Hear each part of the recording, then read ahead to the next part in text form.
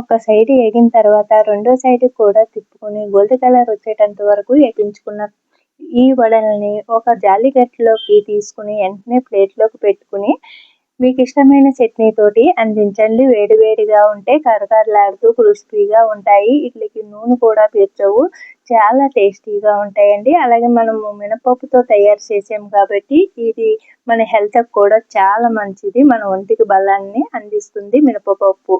మరి మినపప్పుతో చేసిన వంటకాలని కానీ ఇలా వడలు కానీ టిఫిన్స్ కానీ విరివిగా తీసుకోండి, మన హెల్త్కి చాలా మంచిది. మరి ఇప్పుడు మనము ఈ ఎంతో టేస్టీగా కరకరలాడుతూ క్రిస్పీగా ఉండే ఈ వడలకి కావాల్సినవి ఏమిటి అనేది ఇప్పుడు మనము చూసేద్దాం.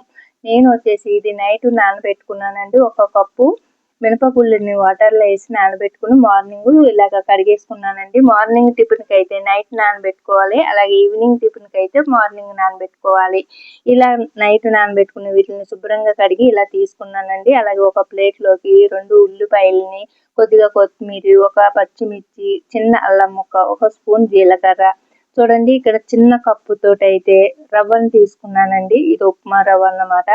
ఇలాగ మనము ఉప్మా రవ్వ వేసుకోవడం వల్ల మనకి ఈ మినప రుబ్బు గట్టిగా రుబ్బుకోవాలండి. అలాగే మరీ మెత్తగా కాకుండా నేను మిక్సీలోని ఇలా బరకగా మిక్సీ పట్టుకున్నానండి. ఇలా బరకగా పట్టుకోవడం వల్ల మనకి వడలు అనేది కరకరలాడుతూ వస్తాయి. అలాగే మనము రవ్వ కూడా వేసాం కదండి, ఏమైనా మనకి కాస్త పిండి కానీ పలసగా ఉందంటే నూనె పీల్చుస్తాయి కదా. ఇలా రవ్వ వేయడం వల్ల మనకి చేతికి కూడా నూనె కూడా అంటుకోదు, వడలు పట్టుకున్నా కూడా నూనె అనేది అంటుకోదు. అలా తీసి ఇలా తినేయచ్చు వడలు అనేది. అంత కరకరలాడుతూ క్రిస్పీగా చాలా బాగుంటాయండి. మరి ఇలా రుబ్బుకున్న ఈ పిండిలోకి మనం ముందుగా తయారు చేసి పెట్టుకున్న ఉల్లిపాయ ముక్కల్ని, అలాగే జీలకర్ర ఇవన్నీ కూడా వేసేసి తగినంత సాల్ట్, మీరు తినేదాన్ని బట్టి సాల్ట్ వేసుకుని ఇలా కలుపుకోవాలి. చూసారా, మిశ్రమం అనేది వడ తయారీకి పర్ఫెక్ట్గా అయితే రెడీ అయిపోయింది కదండి.